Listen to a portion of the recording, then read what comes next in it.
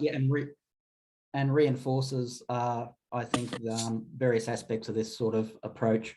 Okay, so I'll unpack some of these elements of the title here as I go, but I think you can already perhaps see some correspondence with previous presentations. So my purpose here is really to walk you through a very small scale trial of a modified approach to providing assessment feedback in a subject I coordinated in 2021-30. It's also connected to my scholarly objective for EDRS in 2021, which probably reflects some aspects of the approach here. The feedback approach adapts strategies that I came across while reviewing literature for a research project on student beliefs about assessment feedback that's still in progress, somewhat delayed by COVID. I was interested here in finding a kind of bang for buck, I suppose, and I think we're kind of all looking to strike a balance of efficacy and efficiency, or find a certain sustainable sweet spot, moving forward. So I'll begin by setting the scene for the trial, introducing an emerging orientation to feedback that informed the approach, as well as the subject context and the assessments involved. We'll then look at how the existing design was modified, how that went, and finally end with thoughts on next steps. And I hope, I'm just assuming that you're all seeing my PowerPoint at the moment. Okay, great, thank you for confirming. And I'll just add that this is not intended to be research, this is evaluation. So we do have a quite small sample size here, but it's more about the opportunity to trial a new approach. So the ideas and research that informed the modified approach described here are associated with an emerging orientation to assessment feedback that has been characterised by some in this field as a paradigm shift.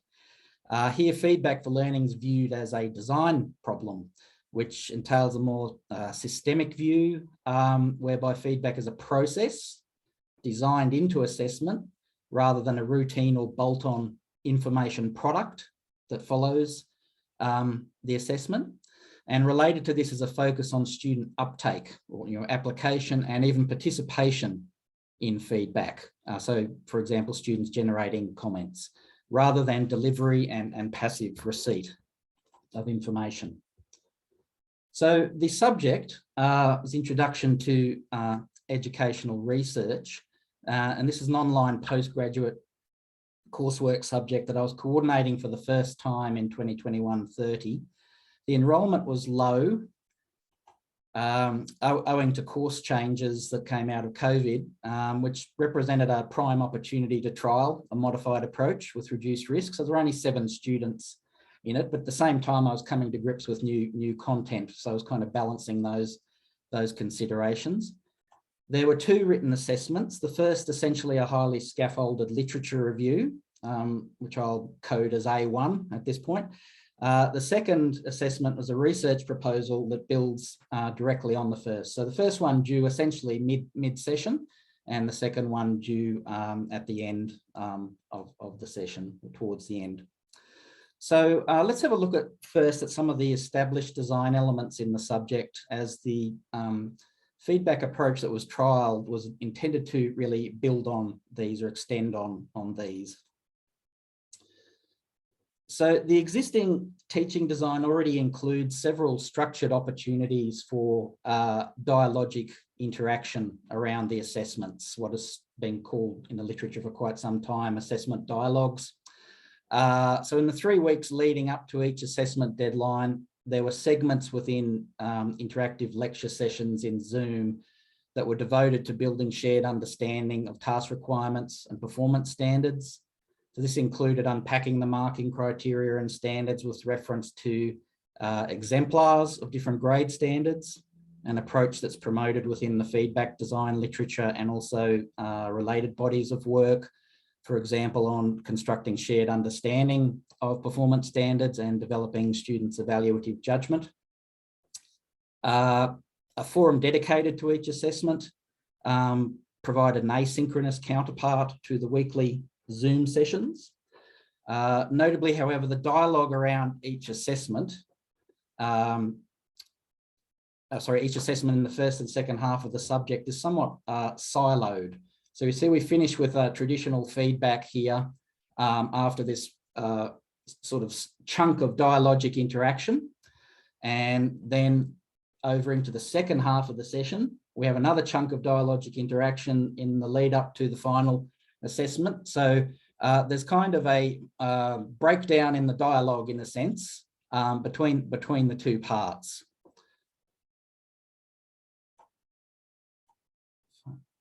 So the linked nature of the assessments, however, represent an opportunity to bridge this boundary.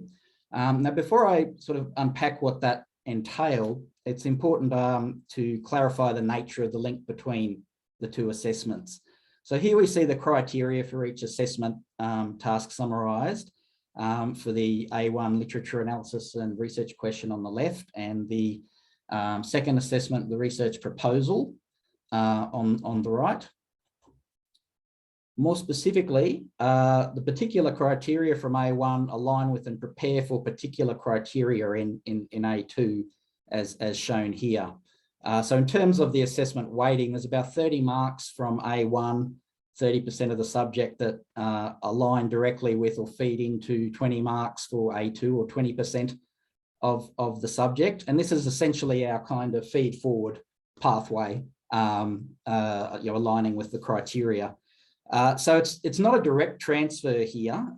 Meeting the corresponding criteria in A2 involves some expansion of some elements, like C1 in A1 going over to C1 in A2.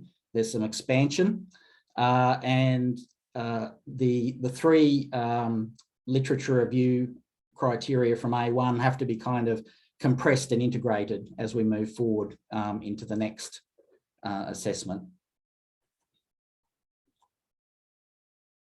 So how is the existing design modified to, in a sense, continue the conversation between assessment 1 and assessment 2?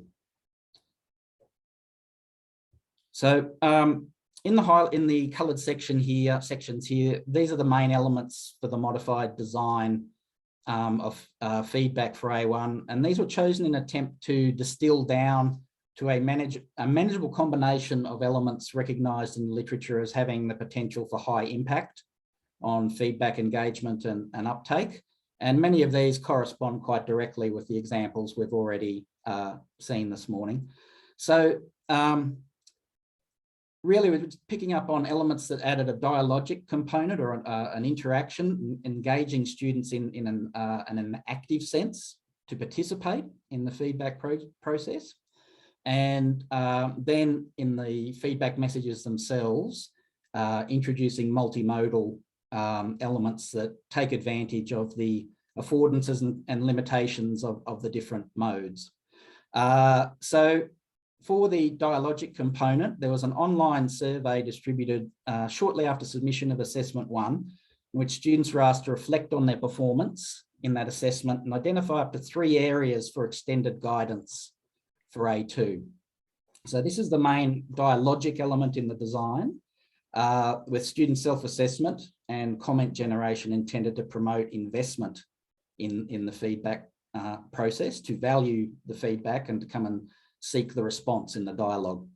Then multimodal feedback on assessment 1 included a combination of written inline comments, traditional sort of approach, a digital audio comment focusing on extended feed forward in the areas identified, and the highlighted rubric. Now, at this point, I should note that I actually set out here to replace all written feedback, including the inline comments, with a single digital audio comment. And this is how my colleague who designed this subject approaches their feedback. He actually marks the whole thing in a single audio comment. Okay. And sorry, Paul, I just need to give you a 4-minute warning. Okay. I found that a difficult thing to do as a newcomer to the subject. So I felt I had to, so this is perhaps an adoption issue, feedback adoption issue. So I had to stick with writing to begin with and use that as a scaffold to move to introduce the audio component. Okay, and I don't have time to go through, but I've just listed in the right there under the associated areas of research, the sort of strands within the research that feed into those design choices. That link there actually goes to a reference list. There's no real time to kind of show it in this format. So the online survey, this is adapted from an existing sort of bang for buck strategy called the interactive cover sheet strategy. It was distributed via an Interact 2 announcement. So it inquired our students reflect on the strengths and weaknesses of their submission, and then that being a scaffold for then thinking about what areas they'd like to focus on, like the feed forward to focus on. What did they request? Just a quick summary here of the elements. These are not direct quotes. As you can see, most of the areas related to conceptual or rhetorical or technical aspects of the literature review genre and were suitably aligned to corresponding elements in A2. So I think that element worked quite well. A profile of, I guess, the scope of the written comments and digital audio comments. The digital audio was based on a sort of semi-script, I suppose, that included openings for the requested components. I guess the average audio comment length was about 7 minutes. I took far too long with the written comments. That's a personal sort of issue that I have to grapple with.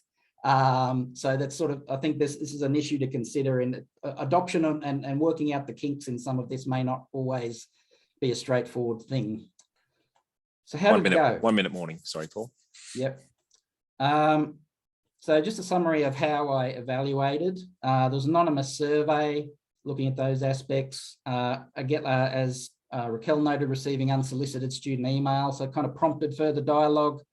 Access analytics for the digital files, the SUES, and actual analysis of the uptake of the feedback in the assessment.